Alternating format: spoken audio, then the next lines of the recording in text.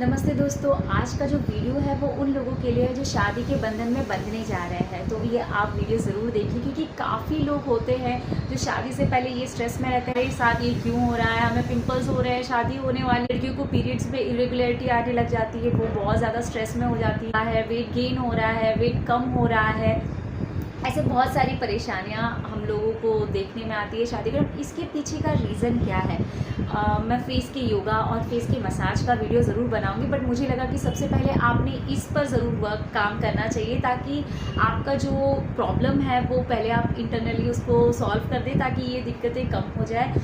तो सबसे पहले ये होता है कि जब हम देखते हैं कि हमारा जो आजू बाजू का सारा माहौल है सभी बहुत खुश है, मामा, दादा, दादी, माँ, पापा, यहाँ तक कि हमारे मॉम डैड ये भी कहते हैं कि भाई किसी भी चीज़ की कमी नहीं होनी चाहिए शादी में, इतना ज़्यादा सभी खुश रहते हैं। लेकिन ज़्यादा से ज़्यादा जो बच्चे होते हैं 99% मैंने देखा है कि जो लड़का और लड़की होते हैं तो उसमें से उन दोनों को खुशी तो होती है पर स्ट्रेस का लेवल उनका ज़्यादा होता है। वो इस स्ट्रेस के साथ शादी करते हैं कि पता नहीं क्या होगा, कैसे होगा। बहुत सारे स्ट्रेस के साथ वो नेगेटिव वाइब उनके अंदर आती रहती है कि अगर सही नहीं हुआ तो, अगर मैंने जैसा सोचा है वैसा नहीं चला तो ये सब चीज़ों के बोझ से हम आधे से ज़्यादा स्ट्रेस में चले जाते हैं। लड़की जब मिलने आती है लड़के से तो लड़के को तभी से स्ट्रेस होता है। वो उससे पूछता है कि भाई आप मेरे साथ हैप्पी रहोगी, आप मुझे समझ के चलोगी, मुझे एक ऐसी लड़की चाहिए जो मेरे घर को लेके चल सके, मुझे एक ऐसी लड़की चाहिए जो मेरे फैमिली को खुश रखे। मतलब उस लड़की की एक्सपेक्टेशंस भी रहती है और उस लड़की को स्ट्रेस भी रहता है कि क्या मुझे ऐसी लड़की मिलेगी जो मेरी ये सब चीज़ें मेरे लिए घर पे कर देगी, वो मेरे लिए इतना कर दे तो मैं बस खुश हूँ।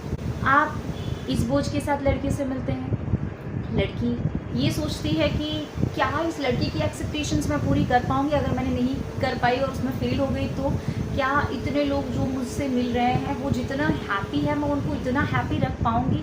मतलब वो सारा बर्डन, वो सारा स्ट्रेस लेकर हम शादी करते हैं। गृह प्रवेश कर रही है लड़की बट दिमाग में ये स्ट्रेस कि क्या ये सब ऐसे ही हैप्पी रहेंगे, मैं कुछ गड़बड़ तो नहीं कर दूँगी। मतलब इतने सारे स्ट्रेस के साथ आपका फेस कैसे ग्लो करेगा? आप इतने सारे स्ट्रेस के साथ तो आपका जो फेस है उस पर आप कितना भी मेकअप कर दो तो भी आपका चेहरा लटका हुआ सा दिखेगा। वो ऊपरी मुस्कान नहीं, वो अंदर से चाहिए, वो अंदर से ग्लो चाहिए। वो कैसे होगा? तो इसके लिए ना आपको इस चीज़ का ध्यान रखना है कि आपस में आप लोगों की अंडरस्टैंडिंग अच्छी हो। जब आप लड़की से मिलने जाए तो एक दूसरे के सेपरेट चीज़ें मत बोलिए एक दूसरे को। आपने ये बोलना है कि तुम टेंशन मत लो, हम मिलकर सब चीज़ें सॉल्व कर देंगे, मैं हूँ ना साथ में। हम लड़की को ये हिम्मत देनी चाहिए कि हम मिलकर सब कुछ अच्छे से कर देंगे, हम सब चीज़ें लेकर चलेंगे, हम मिलकर सब चीज़ें सॉल्व कर देंगे। तो क्या हो जाता है कि वो आपसी अंडरस्टैंडिंग बैठ जाती है। तो शादी से पहले ना वो लड़की की जो स्ट्रेस है वो दूर हो जाता है कि अरे मेरा हस्बैंड मेरे साथ है, मतलब मैं सब कुछ कर लूँगी। जब अंदर से आप हैप्पी हो ना तो नेचुरल ग्लो अपने आप आ जाता है और लड़के को ऐसा लगता है कि मैं अकेला नहीं, मेरे साथ मेरा पार्टनर है जो मुझे हमेशा साथ देगा, जो मेरे साथ हमेशा चलेगा, जो मुझे हैप्पी रखेगा, मैं उसको हैप्पी रखूँगा। तो जब आप लोगों के बीच ये अंडरस्टैंडिंग हो जाती है ना, उसके बाद आपको किसी फेशियल की ज़रूरत तो ज़्यादा होती ही नहीं है, आप नेचुरली ग्लो करने लग जाते हो। तो उस पर 4 चाँद लग जाते हैं जब आप किसी ग्लो का सहारा लेते हो, किसी स्किन के लिए कुछ आप मसाज करवाते हो, आप कोई पार्लर में जाते हो तो वो तो उस पर इफ़ेक्ट डालता ही डालता है, बट नेचुरली ना आप ग्लो करने लग जाते हो। तो इसके लिए हम क्या करें, ऐसा क्या करें कि हमारा ये स्ट्रेस कम हो जाए? तो इसके लिए जो फैमिली मेम्बर्स होते हैं ना उन्हें भी इस चीज़ का ध्यान देना चाहिए। अक्सर जो हमारे घरों में हम देखते हैं, बच्चों को ये दिमाग में माइंडसेट क्यों बैठ गया है कि हमें ऐसी लड़की चाहिए जो इस तरह से रहे। आप लोग ये क्यों नहीं सोचते कि हम अच्छे से रहेंगे तो लड़की भी अच्छे से ही रहेगी, हम अगर प्यार देंगे तो वो लड़की प्यार ही तो देगी। क्योंकि 99% लड़कियाँ जब घर में आती है तो ये सोच कर आती है कि मैं घर को अच्छे से लेकर चलूँ। वो अपनी छोटी से छोटी चीज़ बेस्ट करने की कोशिश करती है।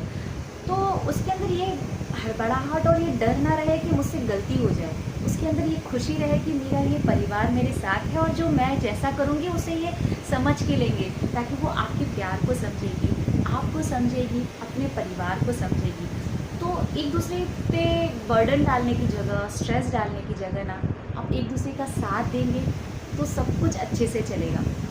आपने देखा होगा कि ज़्यादा से ज़्यादा जो लड़कियां होती है ना, उनकी मॉम उन्हें यही कहकर भेजती है कि बेटा आप टेंशन ना लो, आपको बस इतना सा चीज़ करना है, अपने सास ससुर की सब चीज़ सेवा करनी है, तुम्हें बिल्कुल कोई कमी नहीं होनी चाहिए, लड़की को तुम्हारे देवता है पति, तुम्हें इस तरह से रहना है, सब चीज़ ठीक है। वो लड़की के माइंड सेट बैठ जाता है कि मुझे सबको लेकर चलना है, मुझे ये करना है, मुझे वो काम करना है। पर एक पिता, जो एक बेटी और पिता का कनेक्शन होता है ना, वो बहुत अलग होता है। उसके लिए मेरे पास वर्ड्स नहीं।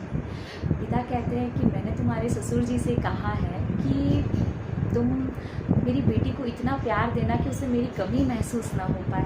तो ससुर सबके सामने ये कहते हैं कि भाई हम बेटी लेकर जा रहे हैं, बहू नहीं, हम बहुत प्यार देंगे इसे। तो पिता जब वो जाती है तो उसे बहुत प्यार से गले लगा के कहता है कि बेटा टेंशन मत लो, तुम्हारे ससुर जी तुम्हें मेरे जितना ही प्यार करेंगे, तुम्हें सब कुछ देंगे। कभी भी आपने नोटिस किया हो तो कोई भी जब घर में लड़की आती तो वो ज़्यादा से ज़्यादा अपने, जहाँ तक मुझे पता है कि लड़कियाँ अपने पिता से ही कनेक्टेड होती है। तो जब वो जाती है घर पे तो वो अपने ससुर जी में घूंघट के कोने से ना वो अपने ससुर जी को देखती है और अपने ससुर जी में पिता को ही ढूंढती है। उसे ऐसा लगता है कि मेरे पिता ने कहा था कि ये मुझे बहुत प्यार देंगे, इनमें मेरे पिता की छवि दिखती है। तो वो बहुत ज़्यादा अपने ससुर से कनेक्टेड होती है और उन पर अपना ये रखते हैं कि बस ये मेरे पिता जैसा ही मुझे स्नेह देंगे, ये मेरी हर गलती को माफ़ कर देंगे।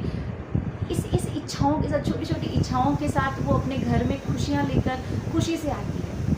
तो आपने क्या करना है, आपने अपनी बहू के साथ कभी गलत व्यवहार नहीं करना है, आपने अपनी बहू को कभी गलत शब्द नहीं कहने हैं जिससे उसका दिल टूट जाए। आपकी बच्ची की जैसे वो भी तो किसी की बच्ची है, वो बहुत कुछ छोड़कर, सब कुछ छोड़कर आपके पास आई है, आपके घर की बहू बनकर आई है। तो उसे अपनी बेटी के जितना ही प्यार दे, सम्मान दे, और फिर देखिए आपके घर में सब कुछ अच्छा होगा। आपकी बहू को खुशी रहेगी, वो भी खुश रहेगी और घर का माहौल भी अच्छा रहेगा। बच्चे इतने स्ट्रेस में क्यों रहते हैं? क्योंकि घर में वो सब यही देखते हैं, मेरी भाभी ने ऐसा किया है, मेरी आने वाली वाइफ को भी ऐसे ही रहना है। क्योंकि उससे जिस तरह से मेरे मॉम डैड कह रहे हैं, जिस स्ट्रिक्टनेस से घर में चीज़ें चल रही हैं, उसे फॉलो करना पड़ेगा। घर में बहू के आते ही सास कहती कि ये लो तुम्हारा घर, तुम जानो, तुम्हारा काम जानो। तो आते ही बहू को ये रहता है कि भाई सब कुछ अलग है, यहाँ पर काम मुझे ही करना है। कोई ये नहीं कहता कि मैं हूँ ना तुम्हारे साथ, क्यों टेंशन ले रही हो, लेट हो गया तो हम मिलकर कर लेंगे, या हम इसे जल्दी जल्दी कर लेते हैं। तो वो बहू के जो फीलिंग्स है ना, वो जो उसकी घर वाली, वो कभी ख़त्म ही नहीं होती। उसे लगता है कि वो अपने घर में ही है, उसे वो फीलिंग नहीं होती कि वो कहीं और आई है, क्योंकि सब उसे अपना बना कर रखते हैं। और दूसरी चीज़ अगर मैं ये देखूँ ना, तो बच्चों की गलती नहीं है, वो अपने पेरेंट्स को देखते हैं कि उनके घर में कैसा व्यवहार चल रहा है, तो वो ये डिप्रेशन में चले जाते हैं कि अगर इस तरह से नहीं रहे तो घर नहीं चलेगा। काफ़ी बच्चों को आपने देखा होगा कि वो सुसाइड कर लेते हैं लड़के, रीज़न कोई और नहीं होता, रीज़न घर में ही सब चीज़ें होती है। बहू की स्ट्रेस रहती है कि इन्होंने हमें नहीं समझा, घर वालों की स्ट्रेस होती है कि तुम्हारी बहू को इस तरह से चलना चाहिए। मतलब सारी चीज़ों के स्ट्रेस से लड़की को ये लगता है कि वो बाहर के काम में फोकस ही नहीं कर पाती। तो अपने घर की इन छोटी छोटी चीज़ों को ना नज़रअंदाज करके एक दूसरे के साथ प्रेम से रहिए, एक दूसरे के काम में हाथ बटाइए। ससुर है तो अपनी बहू की रिस्पेक्ट करे, उसे प्यार दे, उसे सम्मान दे। एक बेटे के शब्द से पुकार दे तो बहू एकदम खुश हो जाती है, क्योंकि वो अपने पिता को बहुत मिस करती है जब वो ससुराल जाती है, क्योंकि वो अपने पिता को बहुत ज़्यादा प्यार करती है। तो ज़्यादा कुछ नहीं करना है, बस एक प्रेम के 2 शब्द कहने हैं, जिससे आपका परिवार एकदम खुशी खुशी चलेगा। तो बहू अच्छी ढूंढने मत जाइए, आप खुद अच्छे हो जाइए, फिर देखिए सब कुछ अच्छा हो जाएगा। आपका बेटा भी खुश, आपकी बहू भी खुश, और आप भी खुश रहिए, प्रसन्न रहिए और एक दूसरे से जुड़े रहिए। अपनी आपसी तकलीफ़ों को एक दूसरे के साथ शेयर करिए, ना कि अपनी बहू के साथ मिसबिहेव करिए, चाहे वो सास हो, चाहे वो ननद हो। आपने सबने एक दूसरे को समझ के चलना है, क्योंकि घर इसी वजह से ख़राब होता है कि हम खुद घर के ही लोग घर को ख़राब कर लेते हैं। तो उसको ये रहता है कि उसके मॉम डैड उसे कह कर ही भेजते हैं, बेटा उन्हें अपना मानना है। तो वो आपको सब कुछ देती है, अपनी हर चीज़ आपके साथ शेयर करती है, अपनी हर चीज़ आपके साथ कहती है, लेकिन आप उसकी इच्छाओं का मान नहीं रखते तो कहीं ना कहीं वो आपसे दूर होती चली जाती है। वो आपकी अपनी ही है, आपके घर की सदस्य ही है, सिर्फ काम के लिए या काम की मशीन के लिए नहीं आई है। तो आप उसे अपना समझे, आप उसके साथ अपनापन जताएं, आप उसके साथ प्रेम से रहें। अगर अपने घर के बच्चे अपने घर का ऐसा माहौल देखेंगे तो उनकी जब शादी होगी ना, तो वो खुश होकर शादी करेंगे, ना कि स्ट्रेस से शादी करेंगे कि हमारे साथ ऐसा ना हो जाए। इसीलिए खुश रहें, सबको खुश रखें और प्रेम बरसाते रहिए। तब तक के लिए जय श्री कृष्णा, राधे राधे।